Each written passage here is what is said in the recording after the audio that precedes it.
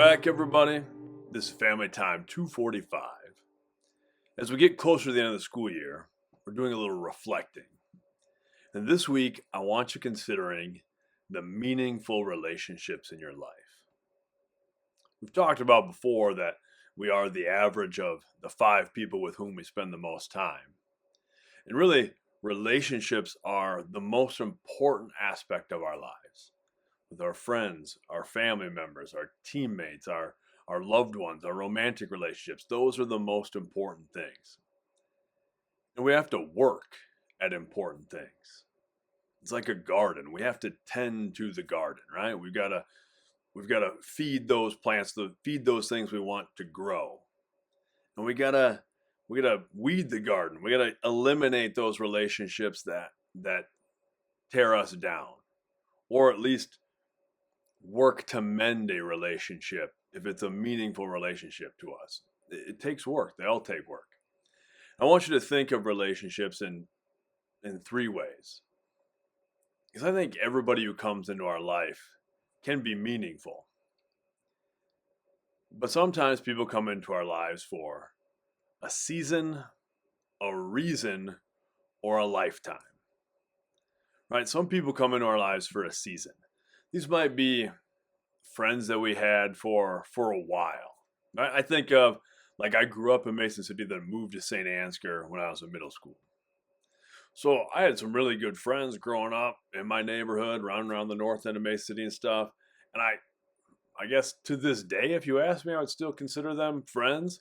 But some of them I haven't talked to in 30 years. Those people were in my life for a season. Right? We impacted each other during that time.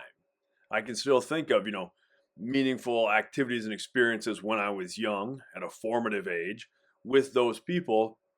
But just life happens sometimes.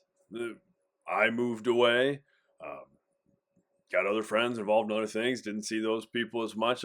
Like, that happened. So those people were in your life for a season. That's not like there was a conflict or a big thing like that. It's like you just kind of, life changes. Maybe you've had some of those people who was in your life for a season that made an impact, and then you kind of separate a little bit. Then there's people who are in our lives for a reason. And that can be the relationships that can be challenging, whether it's a friendship or a romantic relationship or something like that. It's these people taught us something. Maybe at the time it seemed like this was not a good situation. I was with this person who was toxic and they pulled me down, things like that. But you can always use that to learn something about yourself, learn about what you want from a relationship. And that's important too. Those relationships are important to teach us. And then the third is those people who are in your life always.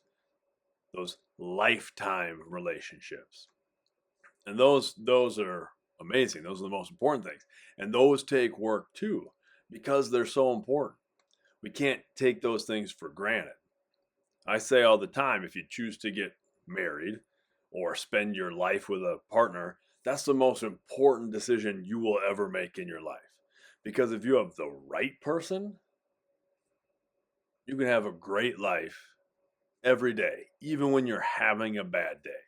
And that's like the beauty of it. You've got the right person who, like, fills your gaps, like, who brings strengths where you have weaknesses and is willing to, like, use your strengths to close their gaps, and somebody who backs you up no matter what, somebody who holds you accountable but also cheers you on. Like, that's rocket fuel, having the right person in your life.